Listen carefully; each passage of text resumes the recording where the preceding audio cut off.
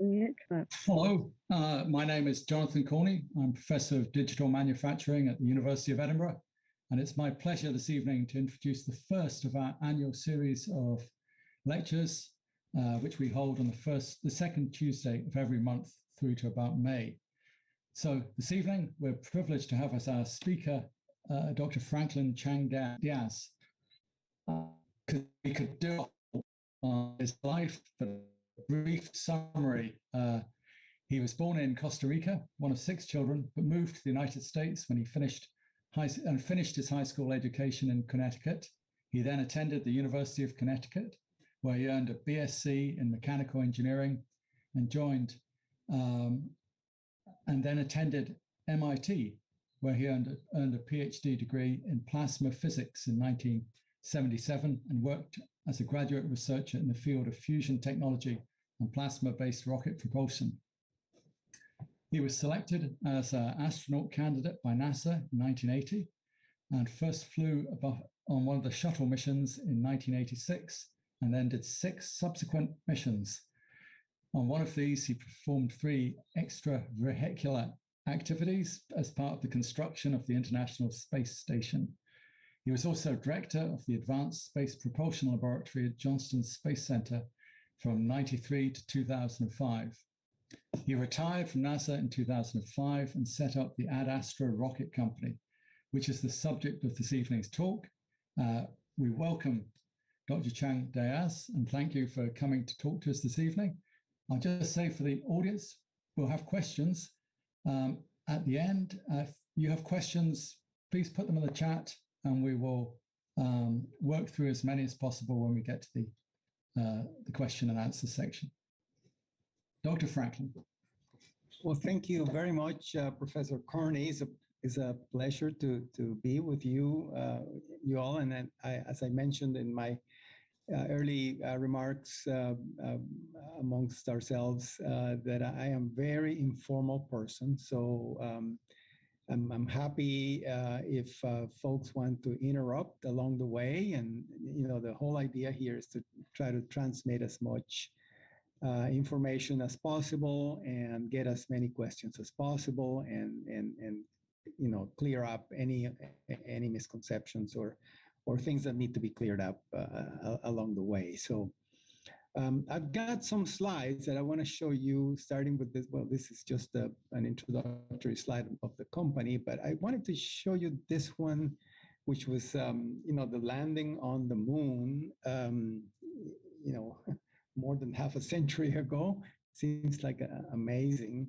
I remember that event. I had just arrived in the United States and I was just starting my first year at the University of Connecticut. And things have changed over the years. And this other one here, you know, kind of gives you the flavor of where things are today. And even the space shuttle has already been retired. And now we're moving into commercial activities.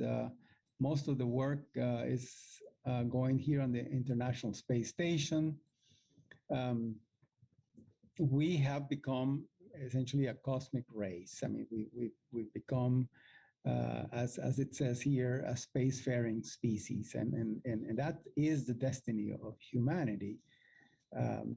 So, you know, how do we enable this massive activity of humans outside of our planet and all of the ramifications that come with that?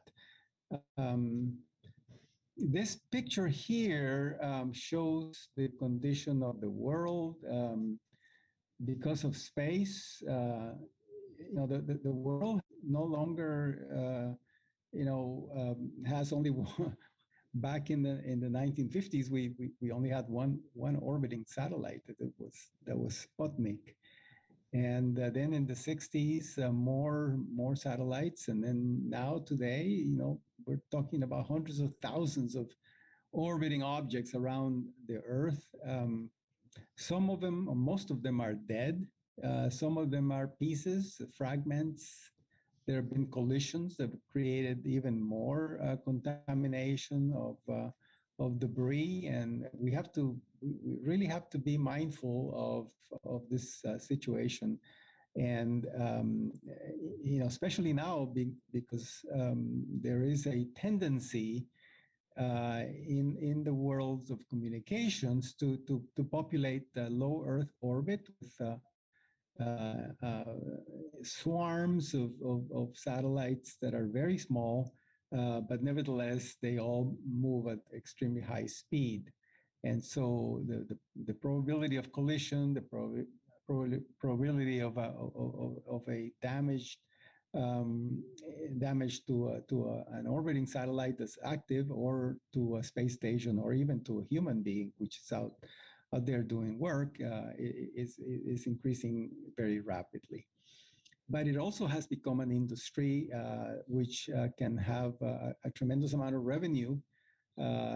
Today, space is a $360 billion industry, and maybe actually growing closer to maybe even $400 billion industry, and it's growing. So this is the future, and we see this future to have a common denominator, and the common denominator is propulsion. Is how do you transport yourself, from point A to point B in space more economically, more efficiently, maybe even faster if you have enough room to accelerate. How can you do that? And we then go back to the situation that brings us to today's technology, that chemical rockets basically use too much fuel. And what you actually get to your destination is a small fraction of the total mass that you put on the launch pad. Is what we call the payload, and that a portion of the total mass that you launch is rather small. Now we probably have these chemical launchers for a long time. So I think the chemical rocket is not going to disappear. It's going to get maybe cheaper. It's going to get better, more reliable, more powerful, but is not going to be the upper stage of choice to deliver larger payloads more economically. This is really the area of concern. This is the area of interest to us. The second stage, which is the actual transportation, platform that actually delivers the payload from the sort of the edge of space, or the low Earth orbit, to its final destination, be it at a higher orbit, be it on the moon, be it at Mars, or maybe other planets, etc. So the upper stage is what we talk about today. So we want to move to a new type of propulsion system that does not rely on chemistry. And that's what we are developing in our company. It's called the VASMIR, Variable Specific Impulse Magnetoplasma Rocket. And this is the subject of our conversation today. And I just want to give you a feel for how this thing works. We move away from chemistry. No longer do we use chemical propulsion. What we use, we call it electric propulsion. That is, we use electricity to provide energy to a working fluid, which is the actual propellant. So we don't call it a fuel, call it a propellant. And that propellant could be a gas, could be stored as a liquid, eventually turned into a gas. And eventually what happens to that gas is that it gets into the rocket itself and is turned into plasma. And plasma is just one more state after gas. So the advantage of plasma is that plasmas are, of course, they're very hot, but they're also electrically charged. electrically conducting fluids. And we take advantage of that property to be able to hold them and keep them isolated from the surfaces of structure that are closest to them. So because we would like this plasma to be extremely hot. We want the temperature of this plasma to go to millions of degrees, and that will give you a much more efficient rocket. Rockets, care about the stuff that goes out in the back here, the exhaust. You want that exhaust as fast as possible. And the higher the exhaust speed, what we call the specific impulse, the better the rocket is. The more efficient that rocket will be in taking the propellant, which you have to store on board, and converting it into propulsive force to give you speed in your ship. So the goal here is to make that propellant as hot as possible. And so plasma is the way to go. Now, the way we deliver that energy electrically is by means of electromagnetic waves. So we launch electricity, which then turns into electromagnetic waves, and those waves then are absorbed by the gas, which then becomes a plasma. And then additional waves are fed in a second stage downstream. And those waves are also absorbed by the plasma, and the plasma gets really hot. And of course, to be able to keep everything confined, you need a magnetic field. Magnetic field is a very important part of the rocket. And this magnetic field provides a sort of an invisible duct, an invisible pipe, which allows you to move this plasma and accelerate it into a magnetic nozzle, which gives it the high speed. So the magnet is a very important piece of technology. And this magnet is not a conventional magnet. This magnet is a superconducting magnet. Actually, the magnet that we have in use today was built in the UK. It was built 10 years ago in the UK by a small company called Scientific Magnetics. And that magnet is still in operation today, but it is a real feat of technology that was achieved a decade ago. That was pretty nice. This magnet operates at 5 degrees Kelvin. So you can see the contrast in this technology, that you have something extremely cold in very close proximity to something extremely hot. And that pretty much sums the challenge in the technology of this rocket, is that sort of stratification of the temperature. Things that are hot living very close proximity to things that are really cold. So this is how it works. And this is let's see if I can get this video. This is an actual firing. I don't know if you can see this, but it is a video of the plasma. You can see the plasma exhausting here through the magnetic nozzle. These probes that you see sliding across are just sensors that we have in the laboratory, and we use them to measure the performance of the rocket. They don't last very long, so we use them sparingly because they get damaged very, very quickly. But we can get measurements that way and get a sense for the performance of the rocket. So so these are the main things I wanted to tell you. I didn't want to go into too much detail, but I wanted to show you some things that that might be interesting to you, and then we can get into some questions and answers. Um, and then we can talk some more.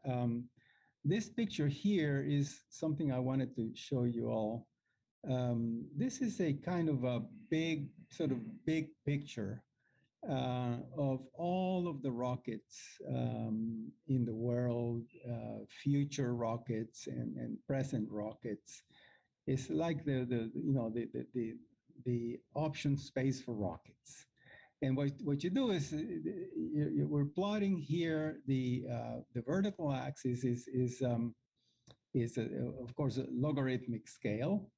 We're plotting the thrust of the rocket on the vertical axis, and then in the horizontal axis we're plotting the specific impulse, which is essentially the exhaust velocity of the rocket. So those two quantities are important, the most important quantities in a rocket, the thrust and the specific impulse. So we plot them together, and we have to do it in a logarithmic scale. And because the thrust varies across a huge range, but you begin to see quickly some interesting features. All of the chemical rockets tend to be bunched up in the upper left corner of the chart. And they kind of are trapped in this environment. This is the environment of chemistry. Chemistry is what makes things work here. And also you cannot go beyond a certain number because you start violating the materials issues. So there is one rocket that gets very close to the boundary, and that is this rocket right here, which is the nuclear thermal rocket. That's called NERVA. This was a rocket that was developed in the late 50s and 60s and never really flew, but it was a nuclear. The idea here is that you take the propellant, and instead of heating it up with electricity, you just run it through a hot core of a nuclear reactor, and it just gets really hot, and out it goes. And it provides rocket propulsion. It turned out to be better than the chemical rocket by maybe a factor of 2. The specific impulse was close to 900 seconds as opposed to 450 or so, which is the best specific impulse in some of the most advanced rocket engines. But you're hitting a brick wall right here, because there is a kind of a chasm or a void, a region where it's kind of like no man's land.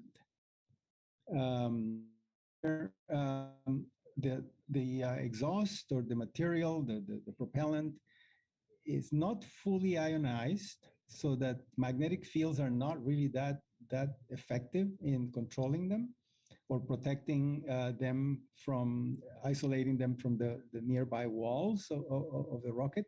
And at the same time, they're too hot for conventional materials to be able to hold these gases. So this is an area where there are not very many rockets that operate. And but this is the area of interest, the one on the right. And you start seeing all these curves that you see this family of curves essentially are defined by different power levels. You can see that you go from kilowatts to hundreds of kilowatts, and then to megawatts, and then into gigawatts. You can see how the power scale, which is the parameter of interest in this chart, can then give you a number of different technologies. These are rockets, electric rockets, such as the 13 kilowatt Hall thruster, which is very low power. And these are rockets that are trying to scale into this region, but they haven't been able to. And then we see where the VASMIR engine lives. This is the engine we have in operation right now. The VX200 is operating at 5,000 seconds in specific impulse. and 100, just a little bit over 100 kilowatts. And then this is the engine we want to build, the so-called TC1Q, which is going to be 150 kilowatts. And again, the idea is to continue to move up to the upper right. You get into really powerful rockets that are now nuclear electric. So VASMIR engines, electric engines, such as VASMIR, but driven by nuclear power from a nuclear reactor, nuclear electricity. The VASMIR engine doesn't care where the electricity comes from, but if you really want a lot of power, you need to use nuclear reactors. There is an option to go to solar electric propulsion. So there is a kind of a boundary here, and you go below that boundary, you could be operating with solar power. But if you go above a certain boundary, you are doing nuclear electric propulsion. So this is, to me, an important chart that I just thought I'd show you that how things scale, and why is it that chemical rockets tend to have a fundamental limitation, and why is it that plasma engines are essentially the end game, or the way of the future. Someday in the future, we might be able to achieve thermonuclear fusion in the plasma, and then the VASMIR type engines would become fusion rockets. We don't aspire to that right now. We would be just happy with just them being just electrically driven by an external power source. But maybe someday, somebody will figure out how to do fusion propulsion, fusion rockets. I feel that maybe I ought to pause for a few minutes, maybe. Professor Carney, if you want, we can take a few questions at this point, and maybe just keep going a little further after. If there are questions. Let me see. I can see one question from Simon Vaughan, who says, "What causes the boundary between solar and nuclear RF power?" Mm-hmm. Yes, that's a good point. Well, this is very arbitrary. This boundary between solar and nuclear is kind of arbitrary. We just, from practical experience, don't see very much, solar electric, going very much further than 1 megawatt. And the reason is that these solar arrays, the solar panels, are so big and so sort of flimsy that a spacecraft, operating beyond a megawatt, it would just have just tremendously large solar panels. And it just seems impractical, but it is a bit of an arbitrary boundary. So another question in the chat from Peter Katona, who says, "What are the future milestones you'd like to achieve? When are you planning to achieve them?" Okay, so now that's good, because that brings me then to another part of the talk here, which I wanted to give you. So this is essentially, let me just tell you where we are now. Right?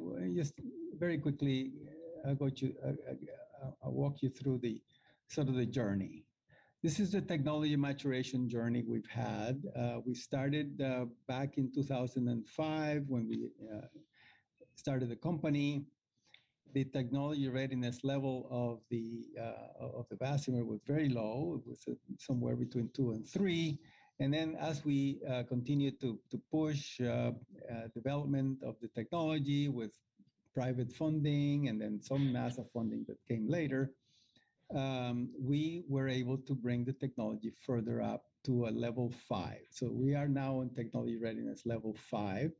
We now are interested in moving to technology readiness level 6, which is when you go and do a flight demonstration. So this is where we want to go. These are the engines that we've been working with. This is the VX200, which operated between '09 and 2014. And then in the 15 to 20 to today, we've been working with a variant of the VX200, which we call it the VX200SS, which means steady state. This engine here was not able to operate for more than maybe a minute. But this engine here is been able to operate for hours and days. And this is a big difference in the content, in the sort of the technology achievements that we've done from this engine to this engine. And what we want to do is move to this other engine here, which is, we call it the TC1Q, thruster core 1, and Q means quadrupole, because the magnetic configuration of this engine is not a dipole as it is here, but it's called a quadrupole because it has a reverse magnet outer ring to essentially zero out the magnetic moment of the engine, so that when this engine is flying in space, it's not going to be susceptible to the Earth magnetic field. So it's just a feature that we've added to it to make it insensitive to the Earth magnetic field. But this is what we're going to, and this is where we are now. And this is the most recent achievements. This is we've done thousands of high-power firings, hours of cumulative rocket operation. We just finished a 5-year NASA contract. We just finished a few weeks ago. And we achieved this world record of 88 hours of continuous high-power operation. And this was all done at 80 kilowatts.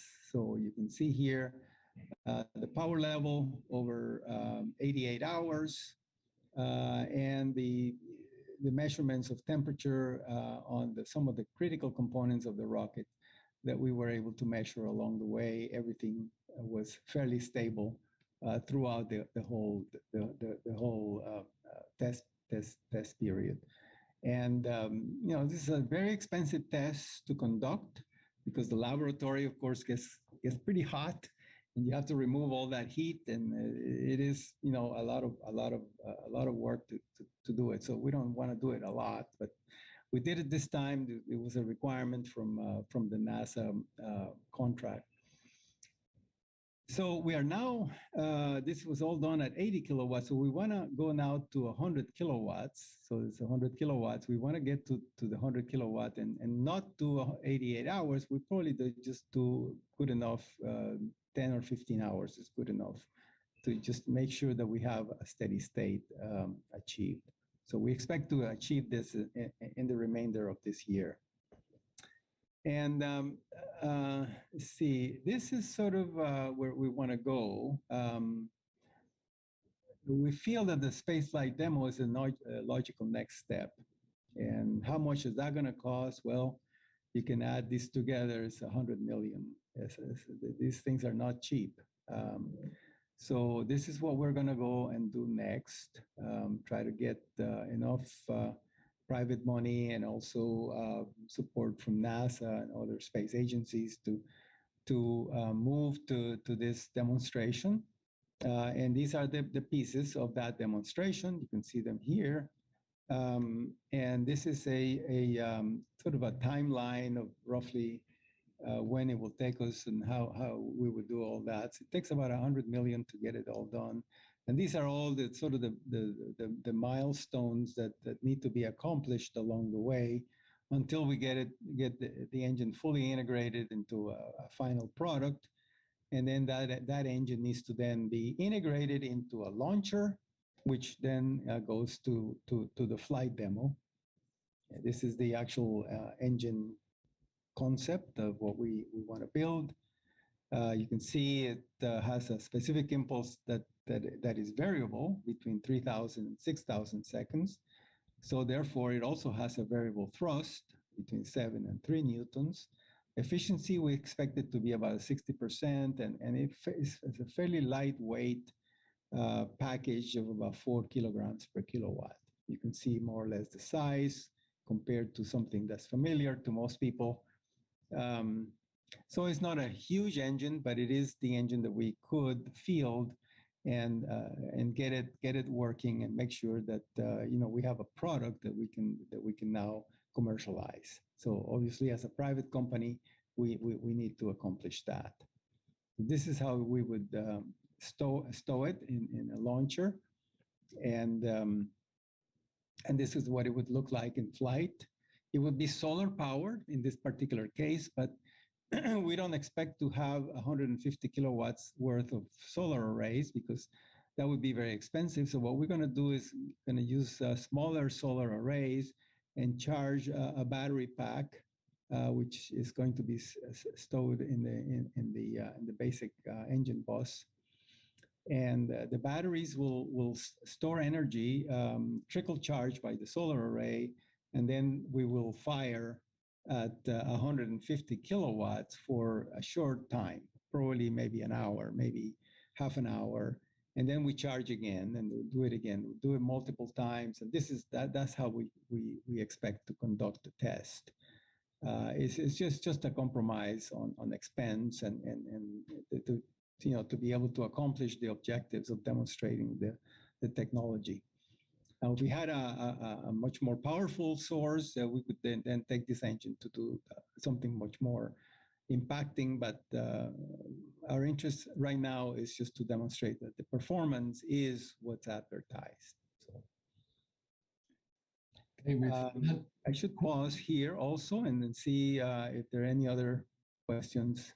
I can see almost 13 questions, so we'll have a go at some. So yeah, let's do that. Yeah. Ian McLeod has asked, is plasma propulsion limited to out-of-atmosphere propulsion, given the current low thrust? That is correct. Yes, plasma propulsion right now is low thrust, and so it's not something that we would launch from the surface of the Earth. It is in space. It's what we call in-space propulsion. So it's what you would use to transport things from point A to point B in space. Okay. So we still will need the chemical rockets to launch the package into space. And a bit of lateral thinking here from someone called Morris too. If you can generate thrust so much more efficiently than a chemically fired rocket, then what are the other applications outside of rocket technology? Power generation, question mark? Well, yeah, there are all kinds of interesting applications of plasma physics that are already in our daily lives, but we are very interested in power generation. Our company has a small activity in my home country of birth of Costa Rica, and there we're working on hydrogen, green hydrogen produced from electrolysis. And we believe that hydrogen is going to play an important role in the decarbonization of the world going forward. And I believe that this is something that's very strongly adopted in the UK already. We're moving the hydrogen economy into Latin America in a big way, and we have created the first ecosystem for green hydrogen in Latin America, down there in my little country of Costa Rica. But how does plasma physics fit into all of this? I mean, we are interested in power generation through a process called magnetohydrodynamics. And magnetohydrodynamics is something that was studied extensively in the 1970s. And it kind of lost favor because oil became cheap again. And, people have a way of going back to old habits. But there was an interest in developing better performing power plants. And then magnetohydrodynamics was one of them. Now it turns out that for space power, for generating power from a nuclear reactor in space, that you would use plasma and plasma physics as a means to transform that the heat from the reactor into useful electricity. through a magnetohydrodynamic power conversion system. So yeah, there are some areas of overlap and connection, and we are paying attention to a lot of these things, but we don't want to get too distracted from our core right now, so that we can get this rocket fielded quickly. So I will pass on. There was a question that I think you've answered from someone who might be called Clautai about the engines using for launch vehicles and the dangers of nuclear generation during launch. I think you've explained that it's only for space. Chris asks about material limitations in relation to the extreme outlet temperatures. Yeah, I'll paraphrase, but I guess you're talking about temperatures much higher than you'd find in a traditional jet engine, for instance. Yes, absolutely. So orders of magnitude higher. So yes, there's no material that could withstand these kinds of temperatures. We're talking about plasmas at 5 million degrees. So, there's no material that we know of that can withstand those kinds of temperatures. So we don't rely on materials to hold the plasma confined. We use the magnetic field. So the magnetic field is the sort of the pipe or the duct. The magnetic is called a magnetic nozzle. So it's not a physical nozzle, it's a magnetic nozzle. But nevertheless, the plasma, even though the plasma doesn't touch the walls of the rocket engine, the plasma does give off a great deal of energy, which is not confined by the magnetic field. And this is mostly UV light and other forms of plasma bombardment. And so even though the surfaces, the nearby surfaces don't get, cannot reach 5 million degrees, they do get pretty hot. And you saw in the data I just showed you, we're looking at the first walls of the rocket casing can get up to maybe 750 degrees centigrade. So we use exotic ceramics for these for these materials. So here you see, for example, this is the hottest temperature in the second stage of the rocket. Is getting close to 750 degrees centigrade. So it's pretty hot. I mean, that thing is red hot. But these ceramics are able to withstand that. Another question from Nur Wakaf about the nuclear electric propulsion. And I'll paraphrase what I think he means, or she maybe. How do you implement nuclear electric propulsion? Is it sort of a thermoelectric process, or how do you get electricity out of the nuclear reaction? Yeah, well, I mean, clearly you have to convert. This is a sort of a kind of a conceptual rendition of what a nuclear electric ship would look like. You can see these things would be big. I mean, these are big ships. And you can see the nuclear reactors right here. They be put on booms, and the reactor itself is small, but most of the hardware is the power conversion. There's got to be a system that takes the heat from the reactor and turns it into electricity. And this is where I mentioned before, plasma engineering would come in handy to be able to convert that heat into a high-speed ionized or partially ionized flow, which can be passed through a very strong magnetic field, and that will give you a magneto-hydrodynamic power conversion system that will provide voltage through essentially the Hall effect. And that is a technique that people are talking about to extract the energy from the nuclear reactor and turn it into useful electricity at an efficiency which is going to be roughly maybe 45%. Maybe if you're lucky, do it really well, you might get to 50%. So a big chunk of the nuclear power is going to be have to be wasted heat, and therefore these nuclear reactors are going to have large radiators, and that's what these black surfaces are. These are radiators that are going to be able to dissipate the waste heat, the heat that did not get converted to electricity.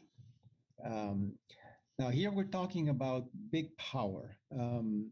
Each one of these reactors would be about 10 megawatts. So we have 4 of these reactors, so that would be 40 megawatts electric. And these 40 megawatts are going to be feeding an engine cluster in the back. And this is, where all of the energy will turn into propulsion.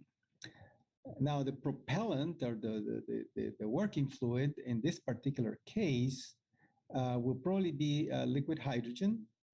And so the liquid hydrogen will have to be stored in tanks. You can see them here. These are cryogenically stored tanks. We could maybe even store the hydrogen as ammonia in the form of chemically, combine nitrogen and hydrogen and store it in the form of ammonia. And that may be another possibility. But we are also looking at the use of the propellant itself, hydrogen specifically, as a shield to protect the crew from the radiation of space. And, it turns out that liquid hydrogen is really the best shield that you could have in a spacecraft to protect against, cosmic radiation and high energy charged particles. I think that neatly answers. There's a question from Simon Vaughan saying, what propellant forms the most effective, efficient plasma? But I think you're saying liquid hydrogen. Yeah, you could use pretty much any gas or any liquid or anything really can turn into plasma. Now we more conveniently choose different propellants for different jobs. For operating near the Earth in the sort of the high gravity environment near the Earth and the Moon, we like a heavier propellant. Like we actually use argon in our experiments and tests here in the facility. We use argon. Argon is obviously heavier than hydrogen, so it gives you a little bit more, shall I say, a bit more thrust, I guess, for the specific impulse that you get, and so it's got a bit more muscle to it. And so you would use a heavier propellant when you're working in a higher gravity environment. But when you're traveling, to Mars and you're going now sort of in free space in between planets, you really want to sort of upshift, if you can think of it as the transmission in a car. You want to go to a higher gear. And that is, you go to a lighter propellant, and hydrogen is most likely the propellant of choice for those interplanetary missions at very high speed. And the advantage is that you can get going really fast because you're accelerating continuously, and so the journey to Mars is a lot faster than you would in a conventional chemical rocket. You can see here, these are a plot of the Earth to Mars transit time in days on the vertical axis versus the electric power of the reactor system. You can see that different technologies give you, better performance. So nuclear technology of the 1980s could get you to Mars maybe in 140 days at a fairly low power of about 10 megawatts. But nowadays, with 2020 nuclear technology, we can try to reach numbers like 4 kilograms per kilowatt. These are very compact, very efficient reactors. You might be able to get to Mars in 80 days or so. I mean, this is a remarkable thing. If you do something like that, that would be extraordinary. And of course, if you are able to push the technology really hard and get to levels of half a kilogram per kilowatt, now you're talking about missions to Mars that are extremely fast, just a little over a month. But of course, you need very powerful reactors, 130, 120 megawatts. So these are very powerful reactors. This is like the reactor in a nuclear submarine or in an aircraft carrier. These are very powerful. So, but look, if we could just get to this point, we will have achieved a tremendous advantage in going to Mars. Nowadays, if you were to go to Mars, it would take you about 8 or 9 months to get there. So I could use chairman's privilege here to ask you a question on my own then. So that's a remarkable figure, given that half the time you're decelerating, unless you arrive. So how far away are these sort of numbers away from let's say the acceleration limit that the crew could endure? The acceleration, Professor. The acceleration is rather slow. It's rather low. It is just continuous. It's continuous over a long time. So you don't. You're not subjected to the high G environment that you might think. But in a way, it's really beneficial because then you basically have artificial gravity. And clearly the acceleration is low. Maybe a fraction of maybe a tenth of a G at the most, or even less. Maybe one tenth of 1% of a G, depending on the size of your ship and the power of the reactor. So we have 10 minutes left. We'll try to get through some of the questions. I don't think we'll get to the end. Brent Cresswell has asked, you mentioned steady state. How responsive and controllable is the engine? It is extremely, extremely responsive and very controllable. The way you control this engine is by controlling a number of knobs that we have. One is the magnetic field. The other one is the propellant flow rate. The other one is the actual power that we feed to the engine from electric power. And we have different knobs that we use in different times. For example, if you put more power on the first stage and less power on the second stage, then you make more plasma, but you don't accelerate it as much. So you get more thrust and you get a lower specific impulse. So you almost like have a low gear, so to speak. But if you take more of the power and put it on the second stage and less power on the first stage, then you do the opposite. Then you make less plasma, but you heat it more, and now you got essentially a high gear. So this is an engine. This is why the engine is called variable specific impulse, because it is able to shift gears as you need it, depending on whether you are flying in interplanetary space, which is like being on the freeway, as opposed to flying between the Earth and Mars, and the Moon and so on, where you are in a high gravity environment. Is like climbing a hill. So this is kind of the way you play with it. Another question about propulsion materials from Mana Mike. Could you shed some light on the use of VASMIR using methane or oxygen as a propellant? Well, we don't like too much oxygen because obviously it oxidizes. It oxidizes things that are, things that we don't want to have that sort of a chemical effect inside the engine components. And we also avoid any organics, anything that has carbon. So methane would have carbon. And the reason is because carbon eventually deposits in all kinds of places. And it is a electrical conductor and it leads to arcing. So, this is an electrical engine and certain areas are operating at fairly high voltages. So we avoid the use of organics for that reason. Okay.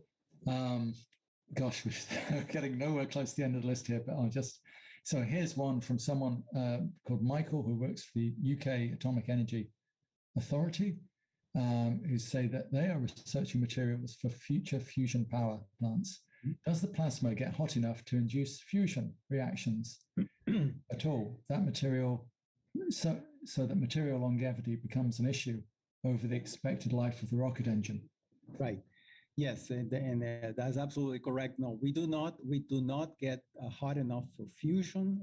And my formation when I was a grad student, I was working on fusion, and I was very familiar with the work going on in the UK at the JET facility.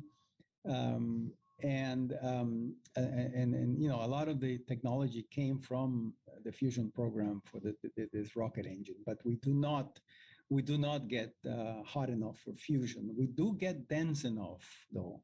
The density is pretty high. It's 10 to the 22 particles per cubic meter. So it's pretty dense, but the temperature is only a few hundred electron volts. For fusion, you need hundreds of kilo electron volts. We're still far away from fusion. Okay. Maybe two more questions, I think. So Juan Carlos is asking, could you say something about the vacuum chamber you're using for testing? A major problem. This is the vacuum chamber that I'm showing you here, and you can see that the rocket is firing. You can see the glow here through the window, but you can see all these ribs. These ribs are channels of water, and we have huge amounts of water that are flowing through the walls, over the walls, because the chamber gets too hot. From the rocket operating over extended periods of time. There's some areas of the chamber that are too hot to touch. So, the infrastructure of the laboratory to actually make this test in the rocket when you're dealing with these kinds of power levels is a very, very much a part of the overall, cost consideration. Ultimately multi-megawatt VASMIR engines, we will not be able to test these engines on planet Earth. We are likely to have to use the moon as the testing ground for these kinds of engines. And I'll summarize the 2 or 3 versions of this question. So I'll summarize them all. There's quite a few people asking about the funding that are the developments for Mars, for example. Is this NASA or SpaceX or other people? Who's paying for this? The audience. It's a very good question. It's a very good question, and it turns out, space is no longer the realm of NASA only, and all of a sudden, the private sector has moved into the field with a great deal of force. There's a lot of money out there, and there's a lot of money to be made as well. So, the profit motive is a very powerful motive that drives people, and the expense and the money is not all coming from NASA, and that is nice because space is become democratized. And there are more people from the planet Earth who are interested in playing in the game, and that brings more money available for everyone to work. Thank you. I think that's been fascinating. I'll formally bring things. I think if this was a talk we were doing physically, you would have difficulty escaping from the lecture theatre. But we appreciate that you've got a tight schedule. So I'll say a few words of thank you. From the earliest imaginings of space travel, propulsion's always been a key part of any story, whether it was the warp drives of Star Trek or the Expanse's Epstein drives.